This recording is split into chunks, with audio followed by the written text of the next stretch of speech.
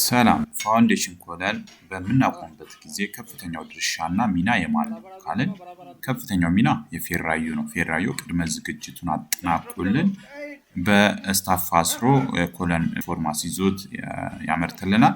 በመቀጠልም ሁለተኛ ሌበር ፎርስ ከፍተኛው ድርሻ ሌበር ፎርስ ነው። ምክንያቱም በጣም ከፍተኛ የሰው ኃይል የሚጠይቅ ነው። ይህን ኮለን ለማቆም ከፍተኛ ክብደት ስላለው በጋራ ካልተኮነ ልናቆመው አንችልም ማለት ነው። እና በሀገራችን ቋንቋ 50 ሎሚ ለአንድ ሰው ሸክሙ ነው ለ50 ሰው ግን ጌጡ ነው እንደሚባለው ነው። እና ኮለን ለማቆም ከፍተኛውን ድርሻ ሌበርስ ፎርስ ከፍተኛውን ድርሻ ይወስዳል። ዩኒቲዝ ፓወር የምንለው እዚህ ጋር በጣም ነው የሚሰራው እና ማቆም የሰው ኃይል ካለ ኮለን ለማቆም ቀላል ነው።